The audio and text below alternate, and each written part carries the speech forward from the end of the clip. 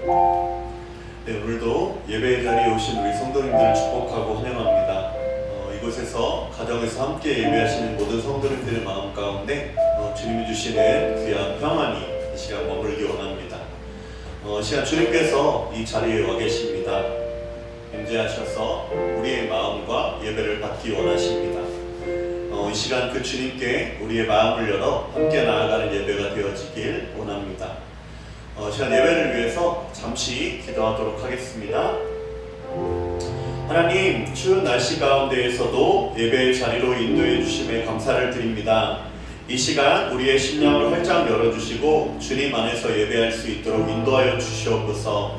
주님을 찬양합니다. 홀로 영광 받아 주옵소서. 감사를 드리며 거룩하신 예수님의 이름으로 기도했습니다. 아멘.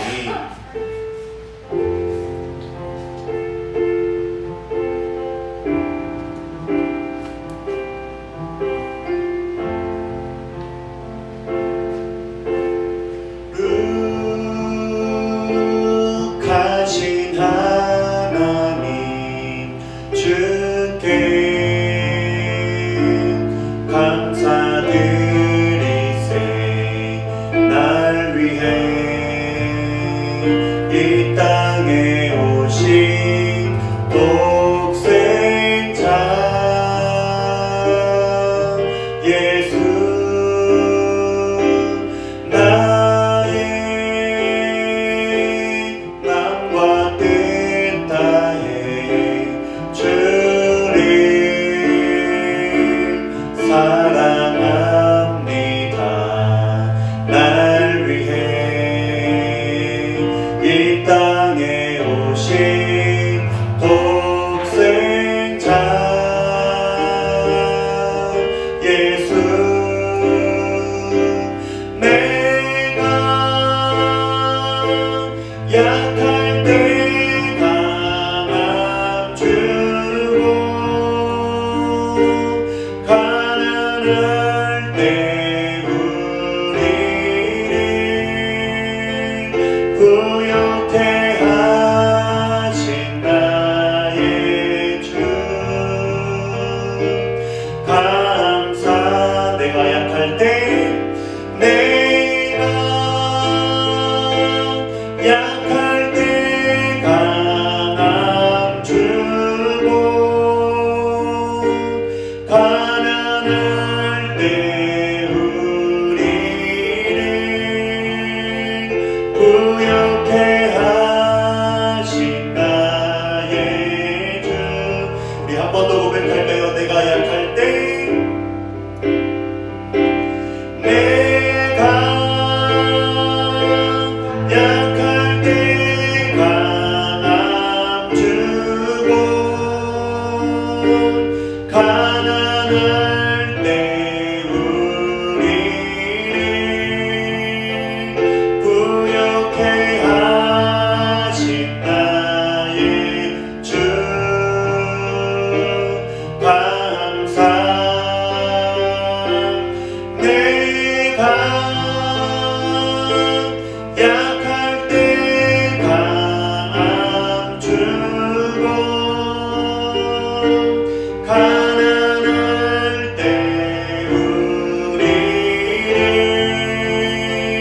구역해 하신 나의 주, 감사.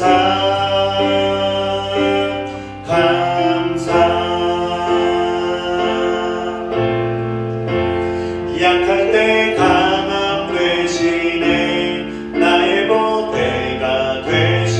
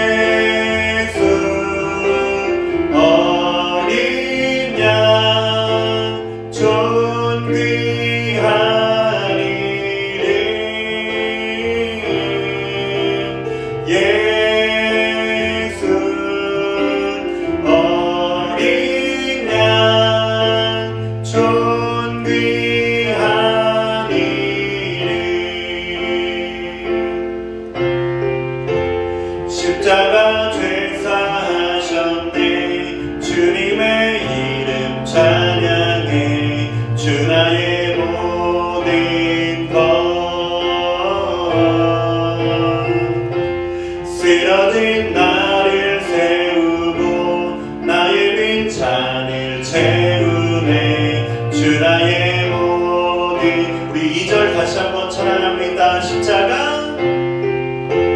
십자가 죄 사하셨네 주님의 이름 찬양해 주 나의 모든 것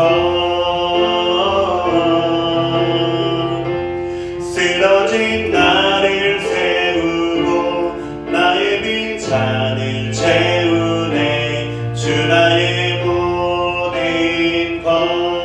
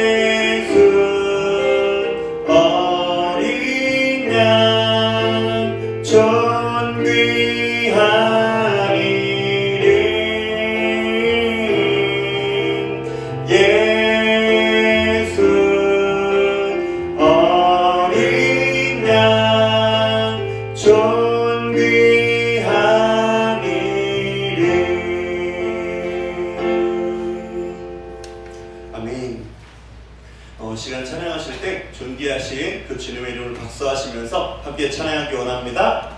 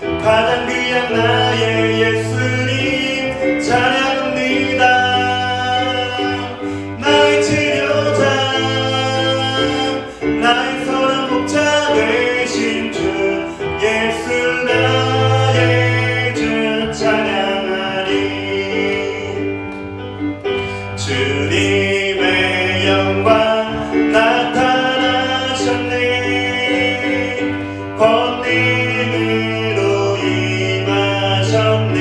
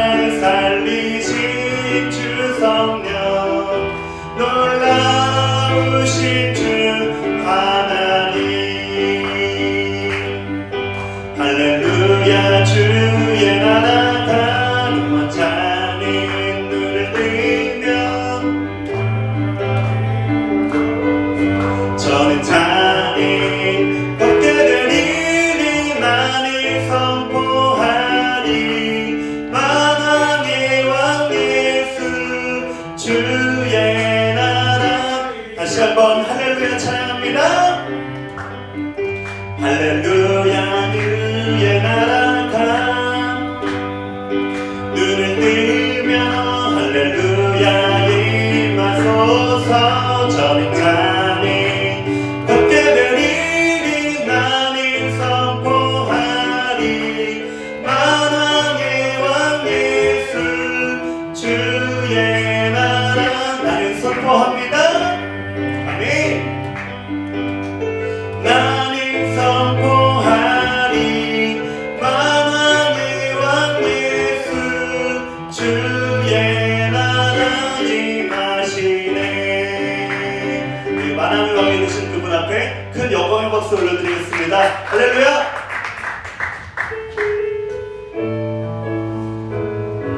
우리 왕이 되신 주님께서 날마다 나의 안에 거하라고 말씀하십니다. 이 고백 가지고 함께 우리 찬양하기 원합니다.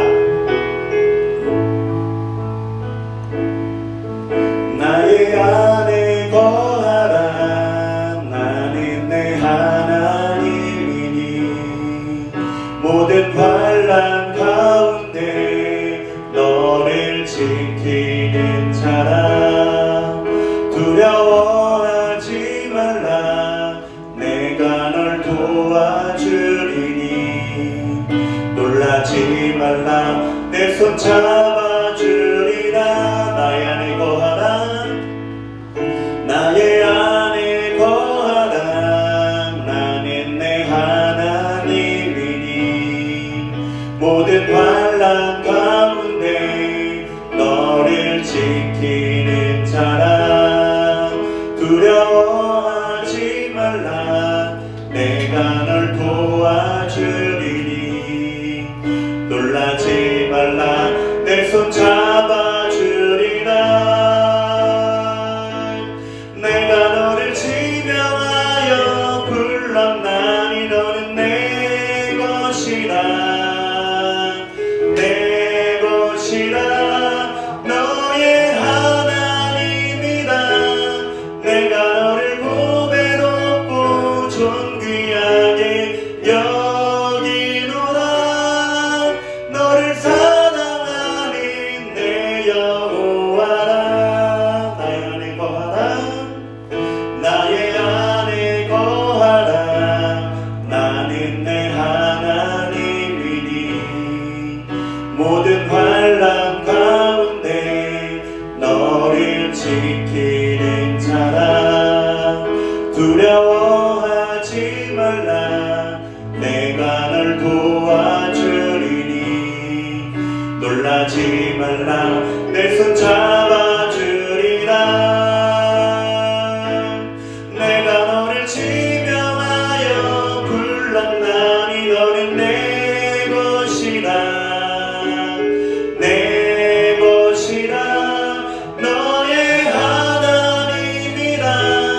내가 너를 보배롭고 존귀하게 여기노라. 너를 사랑하는 내 여호와라. 내가 너를 지명하여 불렀나니 너는 내 것이라. 내 것이라. 너의 하나님이라. 내가 너를 보배롭고 존귀하게 여기노라. 너를 사랑하는 내 여호와라. 아멘. 이 시간 다 같이 예배를 위해서 기도하겠습니다. 예배를 통해 나의 약함을 고백하기 원합니다. 대신 크신 하나님, 전능하신 하나님을 경험하는 예배가 되어지기 원합니다.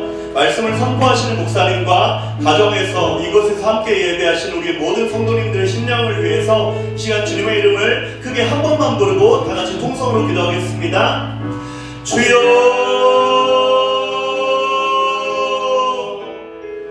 아버지 너무나 감사합니다. 주는 자신 속에서도 이 자리를 기억할 수 있도록 인도해 주시고 이 예배 자리를 불러주셔서 감사합니다. 가정에서 어떤 이곳에서 예배할 수 있는 모든 성도 주시니 감사합니다. 아버지 우리의 심령 가운데 우리의 약함을 고백하며 나가기 원합니다. 우리의 약함을 인정하고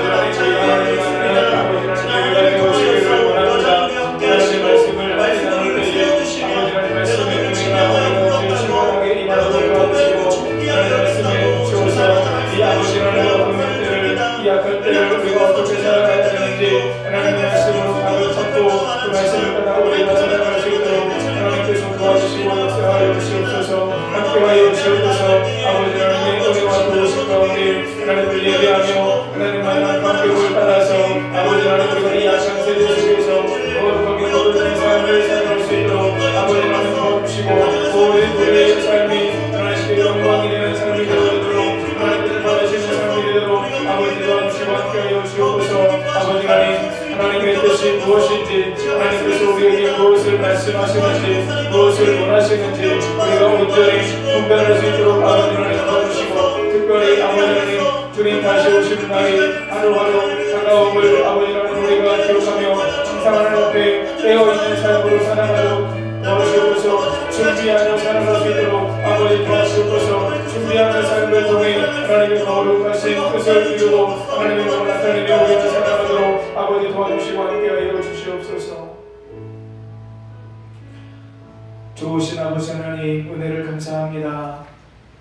추운 날씨 속에서도 저희들 지켜주시고 코로나19로 인해서 바이러스로 인해서 어려운 상황 속에서도 하나님을 바라볼 수 있도록 하나님을 더욱 의지할 수 있도록 함께해 주심에 감사함을 드립니다. 주님 모든 소망을 하나님께 두고 하나님 모든 상황 속에서 하나님만 의지하며 하나님께 기도하며 우리에게 허락하신 삶을 은혜 안에서 믿음으로 살아갈 수 있도록 하나님 도와주시고 함께하여 주옵소서. 오늘도 수요 예배로 저희들 함께 하나님 예배 드릴 수 있도록 인도해 주심에 감사함을 드립니다. 우리가 드리는 예배를 하나님 기쁘게 받아주시고 하나님을 만나는 예배의 자리가 되어지게 해 주옵소서. 말씀을 통해서 하나님의 뜻을 분별할 수 있는 우리가 되게 해 주옵소서. 하나님 말씀하옵소서. 주의 종이 듣겠나이다. 사무엘의 기도와 같이 우리 하나님 말씀 듣기를 늘 사모하게 하시고 그 말씀을 따라 순종하며 우리의 삶을 말씀대로 경영하며 말씀대로 살아가는 일에 우리 모두가 승리하도록 주님 도와주시고 함께하여 주옵소서. 주께서 무엇을 말씀하시는지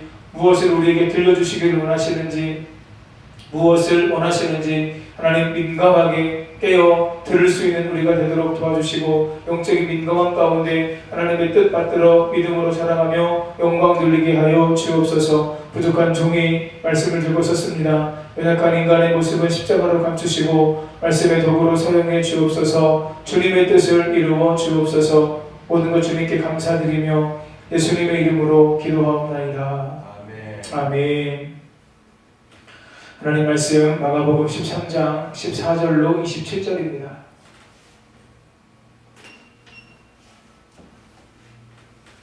마가복음 13장 14절로 27절 신약성경 78면에 있습니다.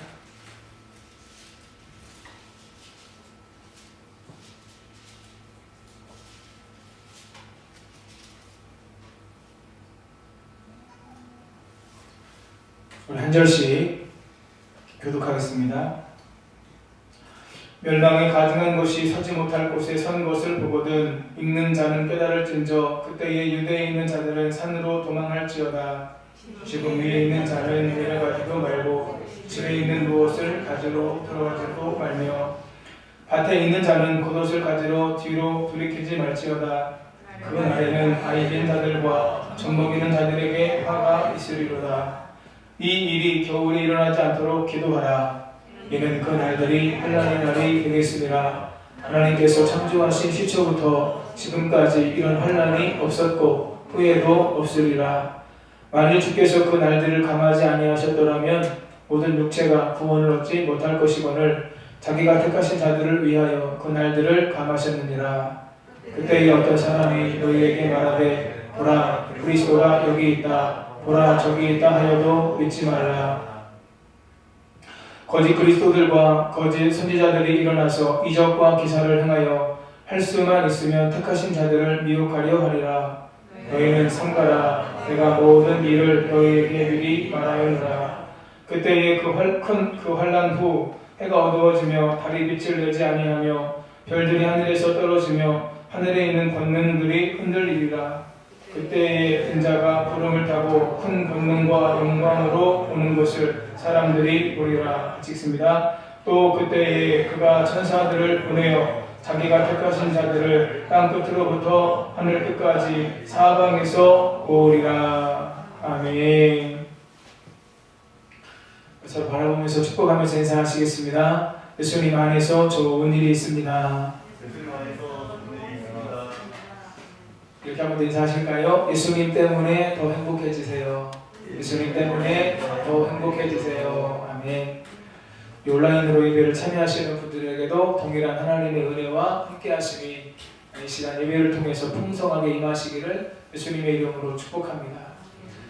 예수님 당시에 예루살렘 성전은 솔로몬 때 지은 것이 아니고 수르바벨 때 다시 지은 것도 아닙니다. 바로 헤롯이 지은 성전이 예수님 시대의 예루살렘 성전입니다. 헤롯이 유대인의 마음을 사기 위해서 이전에 솔로몬이나 수르바벨이 다시 지었던 성전보다 더 화려하게 지었습니다. 요한복음 2장에 보니까 헤롯 성전의 건축 기간이 무려 46년이다 이렇게 기록되어져 있어요. 그 성전을 짓는데 46년이 걸렸다면 이 성전을 짓는데 얼마나 많은 애정과 얼마나 많은 노력과 헌신과 땀이 그 성전을 짓는 일에 들어가 있는지를 우리가 짐작할 수 있습니다. 그런데 본문에서 심혈을 기울여서 만든 예루살렘 성전이 훼손되고 회파될 것에 대해서 말씀하고 있습니다. 우리 본문 14절 말씀 같이 읽겠습니다.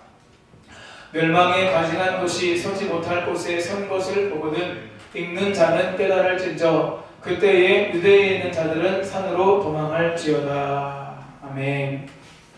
멸망에 가증한 것은 땅을 회파하는 황폐하게 하는 몹시 혐오스러운 것이라고 하는 뜻입니다. 몹시 혐오스러운 것이 거룩한 곳, 곧 성전 안에 서 있는 것을 보게 된다라고 하는 건데, 몹시 혐오스러운 것이 성전에 서 있다라고 하는 것은 이 성전을 신성시하고 있는 유대인들에게는 상상할 수도 없는 성전 모독이었습니다. 혐오스러운 것이 성전에 선 것을 본 사람들이 산으로 도망가야 합니다. 그 이유가 무엇일까요? 바로 이때가 가장 큰 환난, 가장 큰 재난이 닥치는 때이기 때문에 그들이 산으로 도망가야 된다 이렇게 말씀하고 있는 것이죠. 가장 큰 환난의 때에 대한 말씀이 기록된 본문은 두 가지 내용을 동시에 담고 있습니다. 하나는 로마 제국에 의해서 예루살렘이 함락당하는 사건을 지금 말씀하고 있는 거예요. 이후에 AD 70년에 로마 제국에 의해서 예루살렘이 멸망하고 유대인들의 학살이 이루어지게 될 것입니다. 이것에 대한 예언의 말씀을 앞으로 미래에 이루어질 사건에 대해서 미리 말씀하고 있는 것입니다. 또한 본문은 세상 끝날에 있을 대환란에 대한 예언이기도 하다라고 하는 것이죠. 그러니까 이 본문에서는 두 가지를 지금 다 이야기하고 있다고 하는 거예요. 70년에 일어날 로마에 의한 예루살렘의 멸망, 유대인의 학살, 이것을 말하고 있고, 세상 끝날 마지막 날에 이루어질 대환란에 대한 예언의 말씀이기도 하다라고 하는 것이죠. 언젠가 반드시 우리에게 임할 마지막 날, 심판의 날이 우리에게 있습니다. 이것은 구약 성경에서부터 계속해서 선지자들이 또 하나님의 사람들에 의해서 선포되어졌던 주의 날, 여호와의 날, 바로 심판의 날이고, 신약 성경에서도 예수님께서 계속해서 선지자들 또 사도들을 통해서 계속해서 선포된 날입니다. 19절 말씀에 의하면 그 날은 환난의 날이요 이전에도 없었고 이후에도 없을, 우리가 하는 말로 전무후무한 환난의 날, 심판의 날이라고 말씀하고 있습니다. 이 땅의 모든 사람은 전무후무한 환난, 심판의 날이 있음을 반드시 기억해야 되고, 기억할 뿐만 아니라 그 환난의 때를, 그 심판의 때를 우리가 준비해야 된다고 하는 거죠. 그렇다면 오늘 말씀을 통해서 우리가 그 심판의 때, 그 환난의 날을 어떻게 준비하는 것이 옳은지 오늘 성경이 말씀하고 있는데 세 가지로 함께 말씀을 나누려고 합니다. 첫 번째, 세속적인 것에 집착하지 말고 생명을 구해야 합니다. 같이 한번 읽겠습니다. 세속적인 것에 집착하지 말고 생명을 구해야 합니다. 아멘. 15절과 16절을 보시면 지붕 위에 있는 자는 내려가지 말고 집에 있는 무엇을 가지러 들어가지도 말며 밭에 있는 자는 겉옷을 가지러 뒤로 돌이키지 말라, 이렇게 지금 말씀하고 있습니다. 이 당시에 이스라엘의 가옥은 지붕이 평평하게 되어 있었습니다. 그래서 지붕에서 사람들은 산책을 하거나 명상을 하거나 혹은 기도의 장소로 이 지붕을 사용했습니다. 지붕에 있는 자들이 집에 무엇을 가지러 내려가지 말라고 말씀하십니다. 지붕에 있는 자들이 환난의 때에, 심판의 때에 무엇을 가지러 집으로 들어간다면 무엇을 가지러 내려갈까요? 우리가 지붕에 있는데 큰 환난이 생겼어요. 큰 어려움이 일어났어요. 그러면 집으로 들어가는 목적은 아마 한 가지일 겁니다. 무엇일까요? 나에게 소중한 물건, 돈이나 폐물이나 집안에 있는 것 가운데 귀중한 것을 조금이라도 가지고 나오기 위해서 그 안으로 들어가게 된다라고 하는 거죠. 집으로 내려가지 말라라고 하는 것은 나의 생명을 조금도 보장해주지 못하는 세속적인 것 때문에 집으로 내려가는 일이 없게 하라, 이런 뜻이라고 하는 거죠. 환난의 때에 세속적인 것에 집착하면 집으로 내려가면 큰 환난을 당할 수 있다라고 하는 것입니다. 사랑하는 여러분, 사람에게 있어 가장 중요한 것은 무엇일까요? 그것은 생명이에요. 여러분, 예수님께서도 말씀하시죠? 사람이 모든 것을 다 얻어도 생명을 잃으면 무엇으로 유익하게 되냐? 사람에게 있어서 가장 중요한 것은 생명이다라고 하는 거죠. 그래서 우리가 세속적인 것에 집착할 것이 아니라 나의 생명, 가장 중요한 생명을 지키는 것이 우리에게 가장 중요하다라고 하는 거예요. 성경에는 기회를 놓쳐서 멸망한 사람들에 대한 말씀이 기록되어져 있습니다. 대표적인 인물이 누굴까요? 소금 기둥이 된 롯의 아내죠. 소돔과 고모라에 멸망이 임박했을 때 주의 보내심을 받은 천사는 롯에게 가서 속히 이 성을 떠나라고, 도망가라고 지촉했습니다. 서둘러 도망하지 않으면 재난을 피할 수 없다. 그렇기 때문에 빨리 도망가라, 피하라 라고 이야기를 했습니다. 모든 일에는 기회가 있기 마련이고 그 기회를 놓치게 되면 우리는 큰 어려움을 당하거나 화를 당할 때가 많죠. 천사의 명을 따라 롯은 아내와 두 딸을 데리고 부지런히 수알이라고 하는 곳으로 도망쳤습니다. 그런데 불행하게도 롯의 아내는 그 성에 들어가지 못했습니다. 왜 그렇습니까? 그녀가 명령을 어기고 뒤를 돌아보았기 때문이에요. 창세기 19장 26절 같이 읽겠습니다. 롯의 아내는 뒤를 돌아보았으므로 소돔 기둥이 되었더라. 아멘. 롯의 아내는 뒤돌아보지 말라고 하는 하나님의 명령을 어기고 뒤를 돌아보았어요. 이 뒤를 돌아보았으므로 기록된 히브리어 단어는 나바트라고 하는 단어입니다. 이 말은 뚫어지게 쳐다보다 라고 하는 뜻도 있고 마음속에 간직하다 라고 하는 뜻도 있습니다.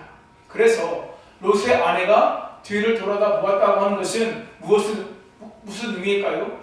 무슨 일이 일어나고 있는지 단순한 호기심에서 뒤를 돌아본 것이 아니라 자신의 마음에 가득 채워져 있는 소돔에 있는 재물, 모아놓은 재산, 그것에 마음을 빼앗겨서 뒤를 돌아보면서 안타까운 마음을 가졌다라고 하는 거예요. 사랑하는 여러분, 이 세상에 있는 것, 또 세상에 속한 것이 우리를 끌어당기는 힘은 실로 엄청납니다. 오늘도 많은 사람들이 세상에 속한 것을 추구하며 그것을 얻기 위해서 몸부림을 치고 있습니다. 재물, 명예, 권력, 힘, 또 아름다움, 건강, 젊음, 이 모든 세상의 것, 물론 건강이나 우리 육체의 강건함을 위한 노력들이야 당연히 필요하겠죠. 그러나 너무나 많은 세상적인 것에, 세속적인 것에 우리들의 마음을 빼앗길 때가 많이 있다라고 하는 거예요. 더 많은 것을 소유하려고 하는 그 욕구와 욕망이 우리들의 마음 가운데에서 계속되고 있음을 우리가 많은 사람들의 모습 속에서 보게 된다라고 하는 것입니다. 문제는 공중권세 잡은 자 사탄이 미혹과 유혹이 우리의 삶 가운데 계속해서 더해간다라고 하는 거예요. 제가 뒤에서도 말씀드리겠지만 계속된 마음의 탐욕이 사람들의 마음 가운데 있는 것을 보게 돼요. 우리는 예수님께서 누가복음 12장 15절에서 하신 말씀에 우리의 귀를 기울여야 됩니다. 함께 읽겠습니다.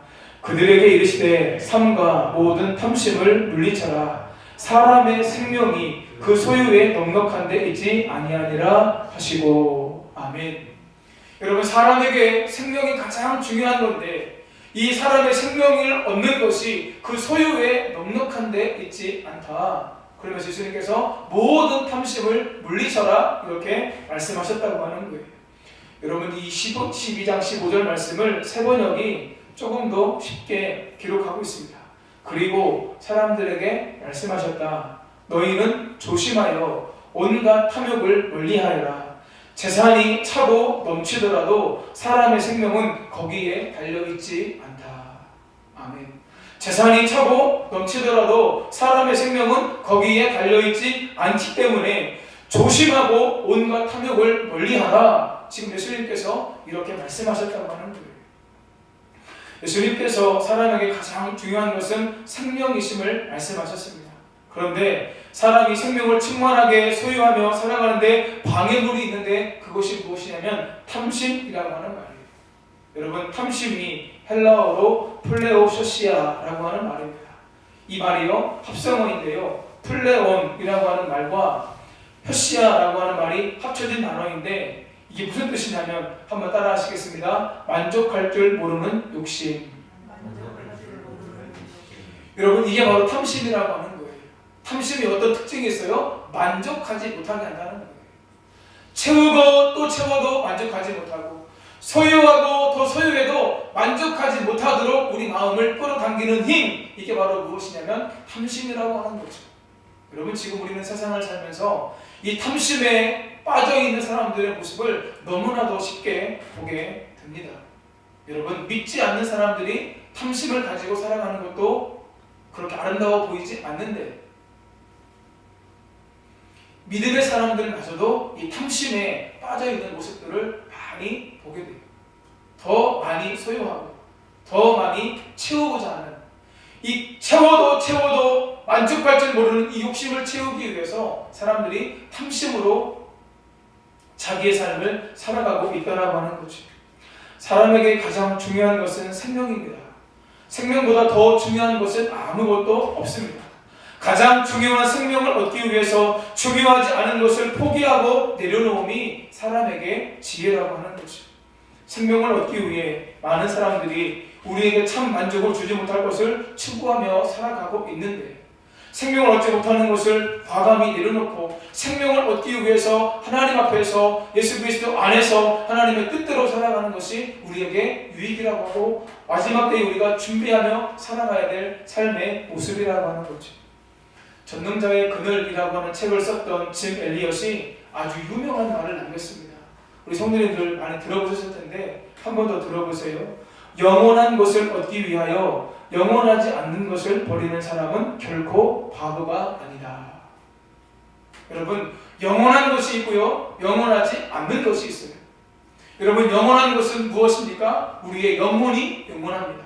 하나님의 말씀이 영원합니다. 그래서 하나님의 말씀 안에서 나의 영혼을 바르게 세우기 위한 이것을 위해서 하는 그 어떠한 노력도 영원하지 않은 것을 포기하기 위해서 살아가는 삶이 정말로 귀하다라고 하는 거예요. 사랑하는 여러분, 영원한 것을 위해서 하루하루의 삶을 더욱더 힘써 살아가시는 성도님들 되시기를 예수님의 이름으로 축복합니다. 그러기 위해서 썩어 없어질 것들을 버리고 영원한 것을 위해서 나의 삶을 드리며 헌신하며 살아갈 때에 하나님께서 우리의 삶을 통해 영광을 받으실 줄 믿습니다. 둘째, 거짓 가르침을 분별하고 말씀 위에 세워져야 합니다. 같이 읽겠습니다. 거짓 가르침을 분별하고 말씀 위에 세워져야 합니다. 아멘. 종말의 때에 거짓 그리스도와 거짓 선지자들이 나타나게 된다고 말씀하고 있어요. 우리 22절 같이 한번 읽겠습니다. 거짓 그리스도들과 거짓 선지자들이 일어나서 이적과 기사를 행하여 다들 사망했으며 택하신 자들을 미혹하려 하리라. 아멘. 우리가 지난주 말씀에서도 함께 말씀을 나누었었죠. 사람의 미혹을 받지 말 것을 예수님께서 말씀하셨습니다. 많은 사람이 내가 보혜사다, 내가 예수다, 내가 하나님이다 이렇게 주장하며 많은 사람들을 미혹한다라고 말씀을 드렸어요. 본문 21절에서도 보라 그리스도가 여기 있다 저기 있다 해도 믿지 말라 이렇게 말씀하고 있습니다. 큰 환난의 때에 택한 자들을 어렵게 만드는 것은 거짓 그리스도들과 거짓 교사들입니다. 여러분 지금 두 가지로 나누고 있어요. 거짓 그리스도들. 누구죠? 내가 그리스도라고 스스로 이야기하는 사람들이 있다라고 하는 거예요. 그리고 그 거짓 그리스도 옆에 이가 바로 진짜 그리스도라고 이야기하는 거짓 선지자들이 있다라고 하는 거죠. 거짓 그리스도의 소가 영혼을 빼앗기고 많은 것을 빼앗기는 사람들이 있습니다. 그들 가운데 거짓 그리스도 바로 옆에서 함께 속아서 거짓 그리스도를 섬기는 사람들이 있는데 그들이 거짓 선지자들이에요. 여러분 우리나라에 문선명이나 또 지금 이만희나 이런 사람들 곁에 얼마나 많은 거짓 선지자들이 함께 있습니까? 감사한 것은요, 그렇게 모든 것을 빼앗기고 난 다음에 정신을 차리고 이단에서 빠져나온 사람들, 거짓 교사들에서 거짓 그리스도에게서 빠져나온 사람들도 있는 것도 맞습니다만 여전히 많은 사람이 거짓 그리스도에 속아 거짓 선지자가 되어서 여전히 이단에 빠져있다라고 하는 거예요. 사람들이 거짓 그리스도나 거짓 선지자에게 미혹되는 이유가 무엇일까요? 그들이 이적과 기사를 행하기 때문이다, 이렇게 말씀하고 있습니다. 마태복음 24장 24절 같이 읽겠습니다. 거짓 그리스도들과 거짓 선지자들이 일어나 큰 표적과 기사를 보여 할 수만 있으면 택하신 자들도 미혹하리라. 아멘. 거짓 그리스도들, 거짓 선지자들이 일어나서 무엇을 한다고요? 큰 표적과 큰 기사를 사람들에게 보여준다라고 하는 거예요. 여러분 그것을 보게 되면 이미 택함을 받는 여러분 아시죠? 이단에 빠져있는 많은 사람들이 어떤 사람들이에요? 기존 교회를, 전통 교회를 섬기는 사람들이 많이 있다라고 하는 거예요. 이 말씀이 딱 맞게 되는 거죠. 택하신 자들도 미혹을 받아서 그들의 미혹 가운데 넘어가게 된다라고 하는 겁니다. 큰 표적과 기사는 하나님에 의해서만, 예수님에 의해서만, 성령의 역사를 통해서만 나타나지 않는다라고 하는 거죠. 여러분, 손기철 장로님 집회에 가면 장로님께서 말씀을 전하다가 갑자기 그렇게 말씀하신대요.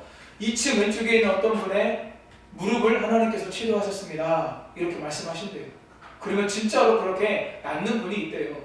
사랑하는 여러분, 성령의 역사하심 안에서 하나님의 일하심 가운데 치유와 회복의 역사, 그보다 더한 역사들이 지금도 우리 가운데 일어나고 있는 줄 믿습니다. 가능합니다.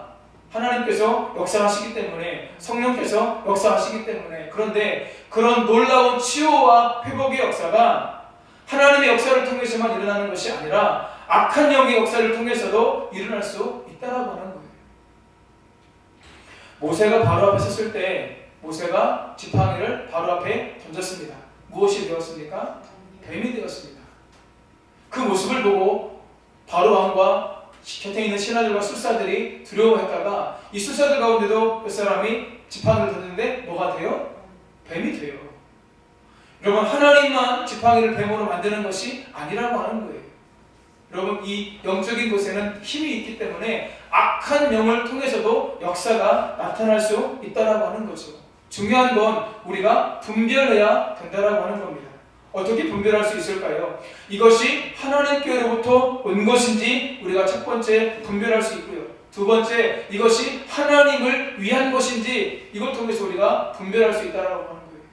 한번 따라 하시겠습니다. 하나님께로부터 온 것이어야 합니다. 하나님을 위한 것이어야 합니다. 여러분, 이 두 가지 기준을 우리가 잘 생각하고 살아갈 때 하나님께로부터 온 것인지 이것이 하나님을 위한 것인지 우리가 생각하다 보면 이것이 하나님께서 원하시는 것인지 아니면 악한 것을 통해서 나타나는 것인지 우리가 볼 수 있다라고 하는 거예요. 큰 표적과 기사를 볼 때 사람들의 마음이 미혹됩니다. 헬라어 원문으로 보면 표적과 기사는 모두 복수형으로 되어져 있습니다. 거짓 그리스도들과 거짓 선지자들은 사람들의 마음을 사서 사람들을 미혹하기 위해서 큰 표적들, 큰 기사들을 눈에 확실하게 보이도록 많이 보여준다라고 하는 거예요. 그것 때문에 미혹당할 수 있다라고 하는 거죠. 여러분, 신천지에 많은 엘리트들, 젊은 청년들이 많은 이유 중에 하나가 얼마 전에 말씀을 드렸지만 여러분들 그들이 전하는 교리가 기가 막히게 성경 말씀을 가지고 풀면 딱딱딱 떨어진다고 하는 거예요. 이것은요, 신천지에 들어갔다가 나온 사람들이 공통적으로 하는 이야기입니다. 여러분, 신천지가 그들 나름대로 만들어 놓은 교리가 있습니다. 그런데 그 교리를 짜 맞추기 위해서 성경 안에 있는 여러 가지 말씀들을 구약과 신약에서 가져와서 자기들의 교리에 딱 맞게 기가 막히게 맞춘다고 하는 거예요.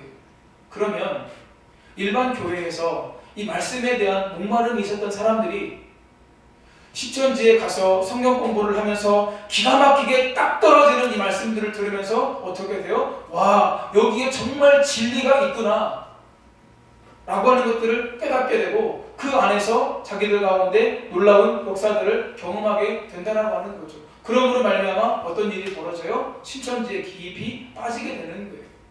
여러분, 이것이 왜 문제가 될까요? 사랑하는 여러분, 성경은요, 내가 원하는 말씀을 가지고 와서 말씀을 전하는 것 위험하다라고 하는 거예요. 여러분, 우리가 성경을 읽을 때 중요하게 봐야 될 것이 무엇입니까? 여러분, 하나님께서 그렇게 말씀하신 배경 그리고 상황, 그 말씀을 그렇게 하시는 진짜 의도가 무엇인지 우리가 이 모든 것을 정확하게 다 살필 수 있어야 된다라고 하는 거죠. 그래서요, 죄송한 이야기지만 사실 전통 교회 안에서도 자기가 원하는 나름의 해석을 위해서 말씀을 가져와서 짜맞추는 일들이 솔직히 우리 교회들 안에서도 있었다는 사실들을 우리가 인정해야 됩니다. 여러분, 하나님의 말씀은 그 말씀 자체로도 분명히 의미가 있고 은혜가 됩니다. 나는 더 정확하게는 그 말씀을 하시게 된 배경과 상황과 그 말씀의 진리를 우리가 정확하게 알고 우리가 깨닫는 것이 중요하다고 하는 거죠. 그렇지 않게 될 때에 교회 안에도 신천지에서 일어날 수 있는 그런 일들이 충분히 일어날 수 있음을 우리가 경계해야 된다고 하는 것입니다. 놀라운 표적과 기사를 통해 사람들의 마음이 거짓 그리스도들, 거짓 선지자들에게 미혹을 당하게 됩니다. 하나님의 백성이 악한 영들에게 미혹을 받는 것은 신약 성경뿐만 아니라 구약 성경 안에서도 이미 나타난 일이었어요. 우리 신명기 13장 3절 말씀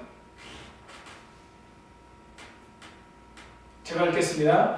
너는 그 선지자나 꿈꾸는 자의 말을 청종하지 말라. 이는 너희 하나님 여호와께서 너희가 마음을 다하고 뜻을 다하여 너희 하나님 여호와를 사랑하는 여부를 알려 하사 너희를 시험하시니라. 아멘. 한번 따라하시겠습니다. 선지자나 꿈꾸는 자의 말을 청종하지 말라. 여러분, 선지자나 꿈꾸는 자들에 의해서 우리가 미혹당할 수 있다라고 하는 거예요. 하나님의 말씀을 우리가 온전히 듣는 것이 중요하다라고 하는 거죠. 여러분, 그래서 본문 23절에 너희는 삼가라 내가 모든 일을 너희에게 미리 말하였노라 이렇게 말씀하고 있습니다. 여러분, 거짓 선지자들 우리가 온전히 분별하고 난 다음에 해야 될 일이 무엇이냐 따라하시겠습니다. 말씀 위에 굳게 서야 합니다. 말씀 위에 굳게 서야 합니다. 여러분, 이것을 지금 성경은 너희는 삼가라 이렇게 말씀하고 있는 거예요. 내가 모든 일을 너희에게 미리 말하였노라. 지난주 말씀에서 예수님은 예루살렘의 멸망과 다가올 세상 종말의 때에 하나님의 백성들이 깨어있어 경각심을 갖고 살아가야 된다고 말씀을 나누었었습니다. 5절에서 사람의 미혹을 받지 않도록 주의하라. 9절에서 스스로 조심하라 이렇게 말씀하시고 23절에서도 너희는 삼가라 이렇게 말씀하고 있는데 이 세 단어가 다 똑같은 의미를 가지고 있어요. 주의하라, 조심하라 이런 뜻을 가지고 있다라고 하는 거죠. 하나님의 백성들이 이 삶과 행동이 예수님께서 주신 말씀에서 벗어나지 않을까? 말씀과 상관없이 사는 것은 아닐까? 늘 스스로 조심하며 삼가면서 살아가야 된다라고 하는 것이죠. 여러분, 미혹을 받지 않도록 주의하고 스스로 조심하고 삼가는 것이 하지 말아야 될 소극적인 행동이라면 적극적으로 해야 될 일은 무엇일까요? 말씀 위에 내 삶을 세우는 거예요. 종말을 살아가는 성도는 항상 더욱더 말씀을 가까이 해야 된다고 하는 겁니다. 여러분, 건강할 때, 눈이 밝으실 때 부지런히 말씀을 읽고 듣고 묵상하며 하나님께서 오늘 나에게 주시는 말씀이 무엇인지를 날마다 듣고 그 말씀 안에서 살아가시는 은혜가 있으시기를 예수님의 이름으로 축복합니다. 말씀이 저와 여러분의 인생의 길잡이가 되어야 되고 내 발이 등이 되어야 되고 내 길의 빛이 하나님의 말씀이 되어야 된다고 하는 거예요. 어떤 남자가 알코올에 중독되어서 비참한 삶을 살고 있었습니다. 어떤 사람이 그 사람의 아내에게 성경을 한 권 주었는데 이 아내가 어렵고 힘든 가운데 말씀을 열심히 읽었어요. 그런데요, 말씀을 읽다가 이분이 은혜를 받았습니다. 여러분, 제가 얼마 전에 이종훈 교수님의 간증을 잠깐 들었는데요. 여러분, 이종훈 교수님 아시죠? 지금은 회심해서 하나님의 영광을 위해서 많은 곳에서 귀한 강의를 통해서 간증 집회를 통해서 많은 사람들을 주님께로 인도하는 귀한 사역을 지금 감당하고 있는데, 이 이종훈 교수님도요 그런 체험이 있으시더라고요. 이분이 종자연 기독교를 무너뜨리기 위한 단체를 세워서 활동하셨던 분이 이종훈 교수님인데, 이분이 적을 알고 나를 알아야 백전백승이라고 성경을 열심히 읽었다고 하는 거예요. 지난번에 박광식 문화선교사님인가요? 그분도 예수님이 없다라고 하는 것을 증명하기 위해서 신학서적을 열심히 읽다가 은혜를 받고 예수님께 완전히 빠지게 되었다고 이야기를 했는데, 이종훈 교수님도 역시 그랬다라고 하는 거죠. 그런데 이 아내분도 그런 은혜가 있었던 것 같습니다. 말씀을 열심히 읽다가 은혜를 받게 되었어요. 아내는 성경을 통해서 많은 위로를 받고 그것을 보물처럼 여겼습니다. 그런데 이 알코올 중독 남편이 이 아내의 모습을 계속해서 비웃고 저주하는 거예요. 하루는 남편이 또 만취해 집에 돌아와 아내의 손에서 아내가 읽고 있던 성경을 빼앗아서 난로 속에 던져버렸습니다. 그리고 이렇게 이야기합니다. 보자, 내 성경이 뭐가 될지. 그리고 하루가 지나 다음날 아침이 되었는데, 남편은 남아있는 죄를 치우다가 타다나는 성경이 눈에 들어오게 되었는데, 그렇게 성경 목적을 읽어보게 되다가 그 중에 마태복음 24장 35절에 이 사람의 눈이 떴게 되었습니다. 그 말씀이 이것입니다. 천지는 없어지려니와 나의 말은 없어지지 아니하니라. 아멘. 이 남자가요, 이 구절을 읽을 때 성령께서 그의 마음을 감동하시기 시작했습니다. 그래서 하나님의 말, 성령의 말은 없어지지 아니하리라 라고 하는 말에 감동을 받고 이 사람의 강한 죄책감을 느꼈고 결국 그가 회개하고 예수님을 믿고 영혼의 구원을 얻게 되었다고 하는 거예요. 사랑하는 성도님 여러분, 하나님의 말씀은 지금도 살아 있습니다. 그 말씀을 읽고 그 말씀을 듣고 그 말씀이 우리 가운데 역사하게 될 때에 사람의 생명을 살리고 회복시키고 새롭게 하는 놀라운 역사가 있다라고 하는 거예요. 주님께서 다시 오실 날을 기다리면서 저와 여러분의 마음 가운데 더욱더 말씀 위에 저와 여러분의 삶과 가정과 교회를 세워가시는 은혜가 있으시기를 예수님의 이름으로 축복합니다. 세 번째, 끝까지 주님만 바라보며 기다려야 합니다. 같이 읽겠습니다. 끝까지 주님만 바라보며 기다려야 합니다. 24절부터 27절까지는 예수님께서 다시 재림하실 때에 일어날 일에 대하여 말씀하고 있습니다. 환란이 지난 후에 해가 어두워지며 달이 빛을 내지 않습니다. 별들이 하늘에서 떨어지며 하늘에 있는 권능들이 흔들리게 됩니다. 주님께서 오시기 전 이 땅에 여러 가지 천체의 이변이 일어날 것을 지금 말씀하고 있는데, 24절과 25절에 기록된 해와 달, 별들의 이런 천체의 이변은 구약 성경에서 종말의 때를 묘사할 때에 등장하는 상징들이라고 하는 거예요. 우리 이사야서 13장 10절 같이 읽겠습니다. 하늘의 별들과 별 무리가 그 빛을 내지 아니하며 해가 돋아도 어두우며 달이 그 빛을 비추지 아니할 것이로다. 아멘. 여러분, 이 이사야서 13장의 말씀은요, 하나님께서 바벨론을 심판하신다는 경고의 말씀을 지금 말씀하고 있는데, 바벨론을 심판하게 될 때에 하늘의 별들과 별무리가 빛을 내지 않고 해가 돋아도 어두우며 달이 그 빛을 비추지 아니할 것이다. 지금 이렇게 말씀하고 있는 것입니다. 에스겔 32장 7절에서도 하나님께서 해와 달을 불 끄듯 하셨다. 이렇게 기록되어져 있어요. 주목해야 될 것은 해나 달, 별들은 단순히 천체라고 하는 1차적인 의미도 있지만 이 세상에 대해서 권력을 행사하는 사탄의 세력을 상징하기도 한다는 거죠. 해, 달, 별이 천체를 상징하기도 하지만 이 세상을 다스리시는 사단의 세력, 사단의 권세를 상징한다라고 하는 건데, 그래서 해와 달과 별들이 빛을 잃고 떨어진다라고 하는 것은 사탄의 세력의 멸망을 의미한다라고 하는 거예요. 예수님께서 재림하시기 직전까지 그리스도인들을 괴롭혔던 악의 세력은 예수님의 재림의 때에 모두 멸망하게 될 것을 지금 예수님께서 말씀하고 있는 것입니다. 성도들이 해야 될 일은 주님께서 다시 오신다는 사실을 확실하게 믿고 재림하시기 전에 당하는 모든 환난의 때, 고난의 때를 주님을 바라봄으로 견디며 더욱더 주님을 기다리는 삶을 우리가 살아가야 된다라고 하는 거예요. 우리 본문 26절 말씀을 같이 읽겠습니다.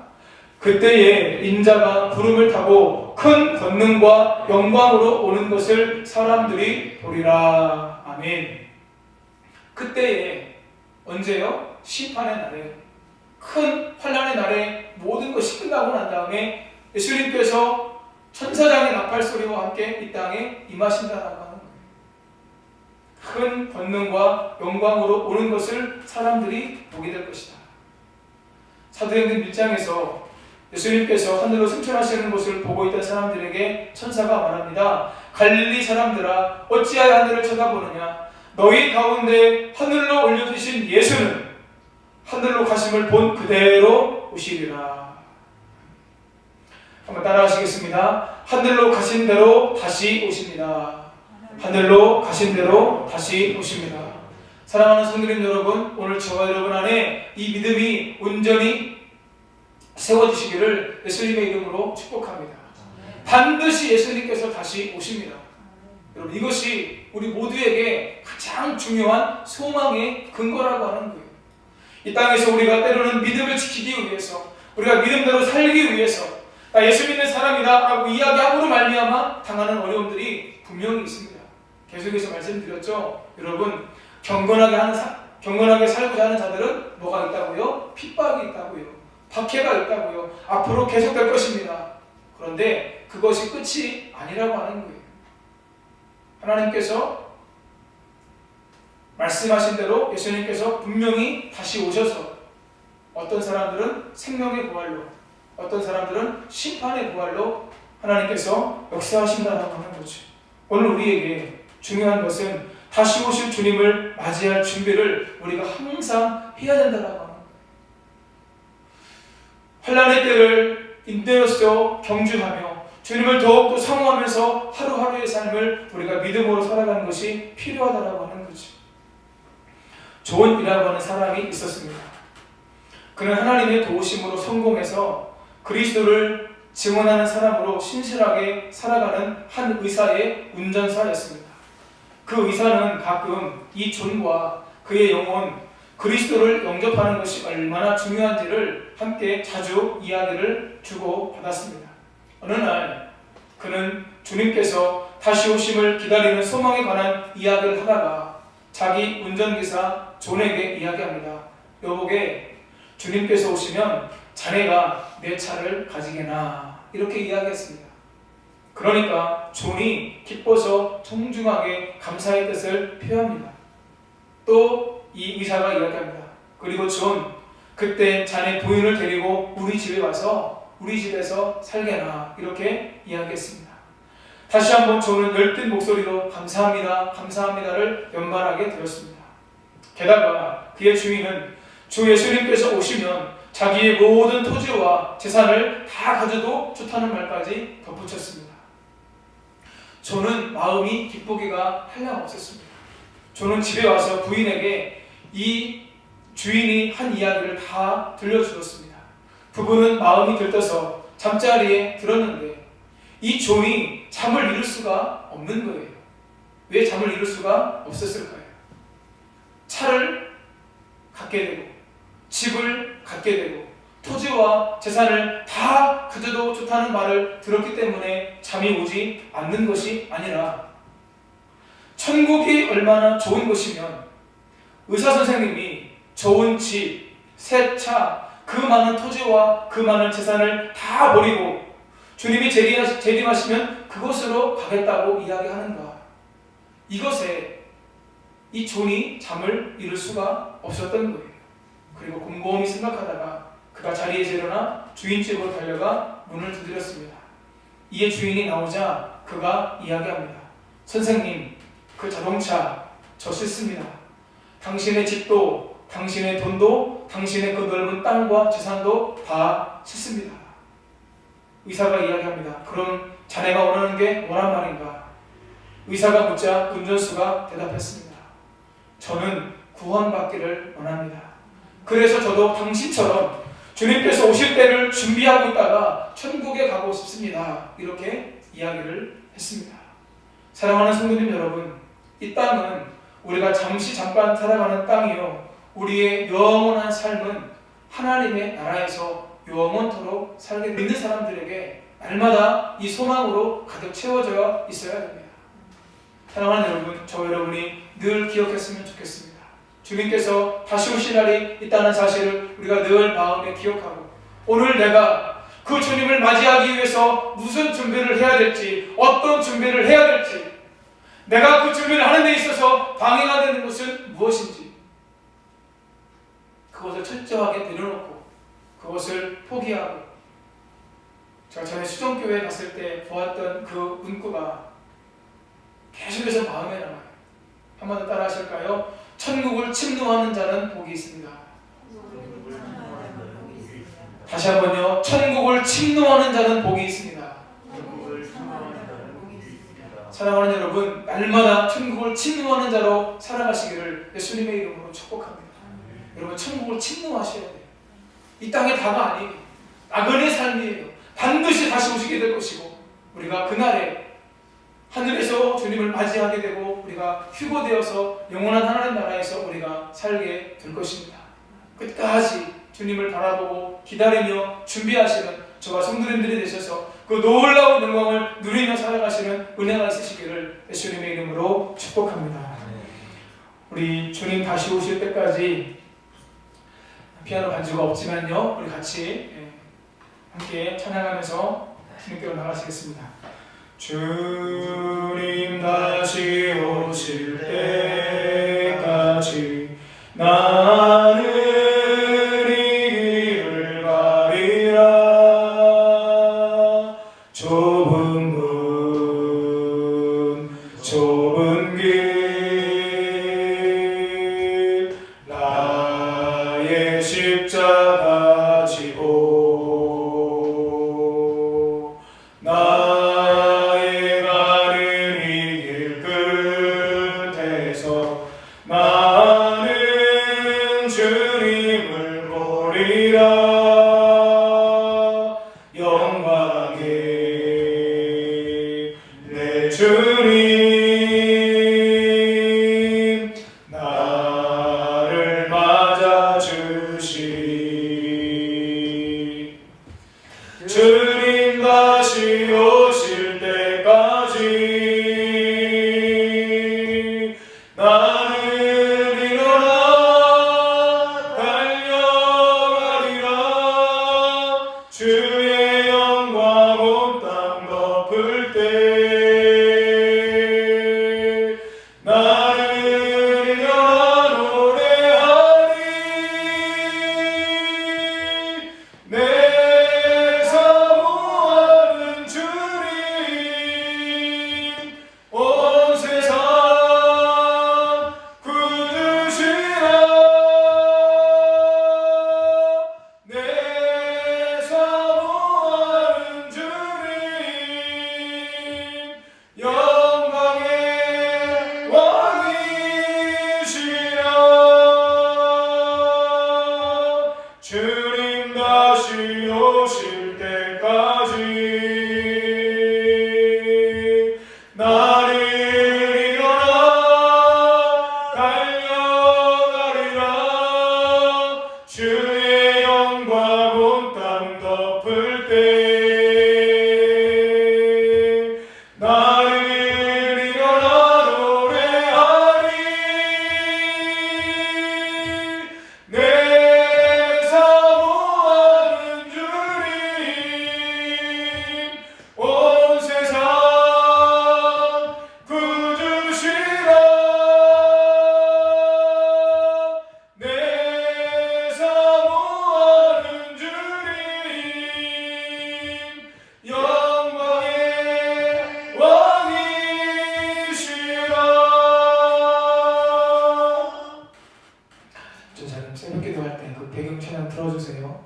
시간 같이 한번 기도하기를 원합니다.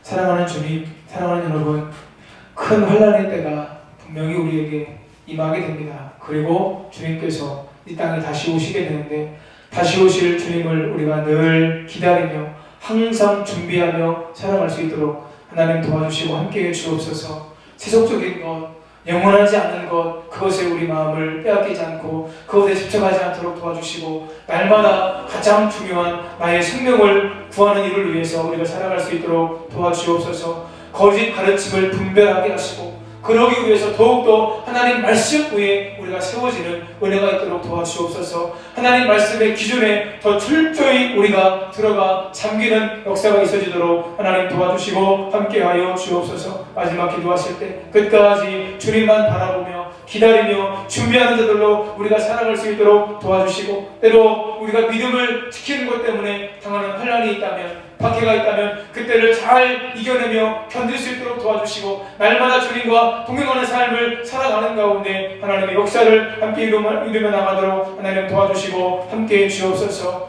우리 연희성결교회 성도님들 가운데 하나님 구원받지 못하는 분이 한 분도 없도록 차도 집도 재산도 땅도 다 소용없습니다. 나에게 가장 중요한 것은 천국입니다. 이 믿음을 가지고 살아가는 우리 모든 성도님들 될 수 있도록 하나님이 도와주시고 역사해달라고 우리 주의 이름 한 번만 부르고 기도하면서 나가시겠습니다.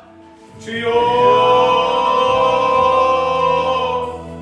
살아계신 아버지 하나님, 은혜와 사랑을 감사합니다. 오늘 함께 하나님을 예배할 수 있도록 도와주시고 하나님 마가복음 13장 14절로 27절 말씀을 가지고 항상 우리가 준비하고 있어야 됨을 아버지 하나님 큰 환난의 때가 아버지 하나님여 우리 가운데 임하고 그 후에 주님께서 다시 재림하시는 날이 우리 가운데 있기에 아버지 하나님 우리가 아버지 하나님 항상 준비하며 깨어 있어야 됨을 말씀해 주심에 감사함을 드립니다. 아버지 하나님 세속적인 것에 우리가 집착하지 않도록 아버지 하나님 도와주시고 아버지 하나님여 영원하지 않은 것 아버지 하나님 영원한 것은 우리의 영혼이요 영원한 것은 하나님의 말씀인데 하나님의 말씀의 기준 안에서 아버지 하나님 우리의 영혼을 아버지 우리의 생명을 위해서 늘 힘써 살아갈 수 있는 우리의 삶이 되어지도록 아버지 하나님 도와주시고 함께하여 주옵소서. 아버지 하나님여 생명의 아버지여 넉넉함이 아버지 우리의 소유에 있는 것이 아님을 예수님께서 말씀해 주셨습니다. 모든 탐심을 물리치라고 우리에게 말씀해 주셨습니다. 아버지 하나님 만족할 줄 모르는 욕심을 가지고 더 채우고 더 소유하고자 하는 마음을 가지고 우리가 살아가지 않도록 아버지 하나님 도와주시고 함께하여 주옵소서. 집 엘리엇과 같이 영원한 것을 얻기 위해서 영원하지 않는 것을 버리는 것이 지혜임을 결코 바보가 아님을 아버지 하나님 우리로 고백할 수 있도록 아버지 하나님 도와주시고 영원한 것을 얻기 위해서 영원하지 않는 것을 포기하고 내려놓을 수 있는 지혜로운 삶이 우리 가운데 있어질 수 있도록 아버지 도와주시고 함께하여 주옵소서. 거짓 가르침을 우리가 분별할 수 있기를 아버지 하나님 원하옵고 기도하옵나이다. 더욱더 말씀 위에 우리의 삶을 세울 수 있기를 아버지 하나님 원하옵고 기도하옵나이다. 아버지 하나님 거짓 그리스도인 그리스도들과 거짓 선지자들이 큰 표적과 기사를 아버지 보여주면서 아버지 하나님 택하신 자들도 미혹합니다. 믿음 안에 있는 사람들도 미혹합니다. 그래서 이미 많은 사람들이 믿음 안에서 떠났습니다. 아버지 하나님 거짓 가르침에 속아서 거짓 그리스도에게 속아서 거짓 교사들에게 속아서 믿음에서 떠났습니다. 아버지 하나님 우리의 교회 속한 성도님들 가운데 한국교회 수많은 성도님들 가운데 거짓 교사에 빠지지 않게 하여 주옵소서. 거짓 그리스도에게 미혹당하지 않도록 아버지 하나님 도와주옵소서. 아버지 하나님 잡아주는 그 말씀에 아버지 하나님 우리가 미혹당하지 않도록 도와주시고 아버지 하나님 이것이 아버지 놀라운 표적과 기사가 놀라운 역사가 하나님께로부터 온 것인지 하나님의 영광을 위한 것인지 하나님을 위한 것인지를 분별할 수 있도록 아버지 하나님 도와주시고 그 가운데 하나님께서 원하시는 삶을 날마다 우리가 살아갈 수 있도록 아버지 도와주시고 역사에 주옵소서. 말씀을 듣고 말씀을 읽고 말씀을 묵상함으로 말씀 안에 살아갈 수 있도록 도와주시고 살아있는 말씀의 그 능력이 우리 안에 들어와 혼과 영과 및 관념과 원수를 찔러 쪼개는 능력으로 임할 수 있도록 함께 하시고 우리의 마음도 우리의 생각도 우리의 삶도 바꾸고 변화시키는 능력의 말씀이 되어줄 수 있도록 아버지 도와주시고 함께하여 주시옵소서. 아버지 하나님 환난의 때가 임할 것입니다. 아버지 하나님여 심판의 날이 임하게 될 것입니다. 아버지 하나님 어쩌면 우리 믿는 사람들도 아버지 하나님여 하나님께서 그 날을 감하지 않으시면 아버지 하나님 우리가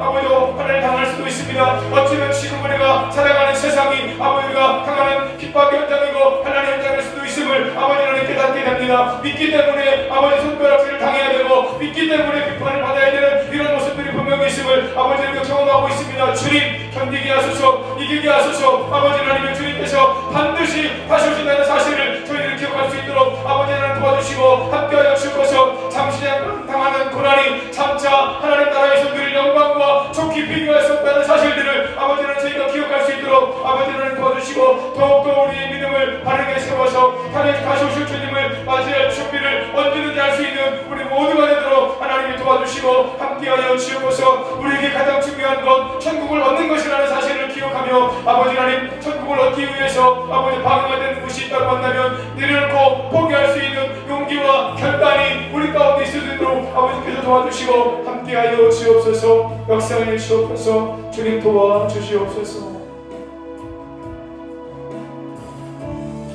살아계신 하나님, 주님께서 큰 환난의 때, 큰 핍박의 때를 말씀하시고 또한 우리가 준비하고 있어야 됨을 우리에게 말씀해 주심에 감사함을 드립니다. 주님이 반드시 다시 오신다는 가신 모습 그대로 다시 오신다고 하는 이 확신을 가지고 하나님 우리가 살아갈 수 있도록 도와주시고 그 주님을 맞이하기 위한 기다림과 준비의 삶을 우리가 온전히 살아가도록 도와주시고 역사하여 주옵소서. 하나님, 영원한 것을 위해서 영원하지 않는 것을 버리는 사람은 바보가 아니요 가장 지혜로운 사람입니다. 하나님, 영원한 생명을 얻기 위해서 영원하지 않은 이 땅의 것을 과감히 내려놓고 포기할 수 있는 지혜가, 용기와 결단이 우리 가운데 있게 하여 주옵소서. 거짓 가르침에 우리가 미혹당하지 않도록 깨어있게 하시고 특별히 말씀 위에 굳게 서서 말씀을 따라 살아가는 삶이 우리 가운데 늘 있어지도록 주님이 도와주시고 함께하여 주옵소서. 아버지 하나님, 끝까지 주님을 바라보고 주님을 기다리며 온전히 준비하는 삶을 우리 모두가 살 수 있도록 주님 도와주시고 함께하여 주옵소서. 역사해 주옵소서. 우리 연희교회 성도님들 가운데 성도님들의 가정 안에 단 한 사람도 아버지 하나님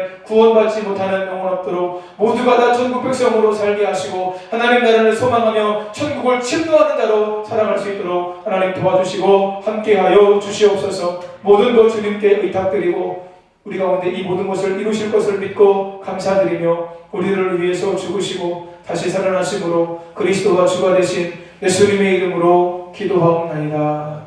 아멘.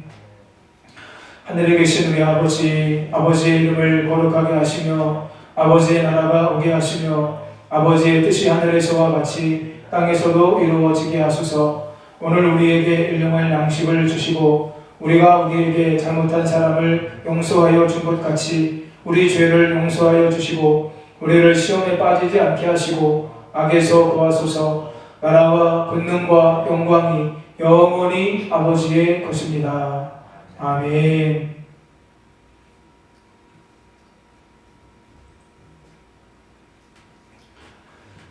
감사합니다. 입이 맞췄고요.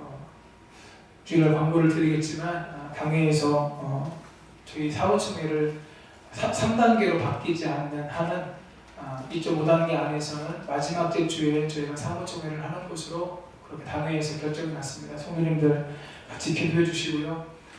주일날 말씀을 드린 것처럼 20명 이상 모일 수 없는 상황이기 때문에 가급적이면 신호장로님 또 원로장로님, 명예장로님들 중심으로 해서 이렇게 사모총회가 진행이 되고 온라인으로 중계를 통해서 이렇게 사모총회를 진행하려고 합니다.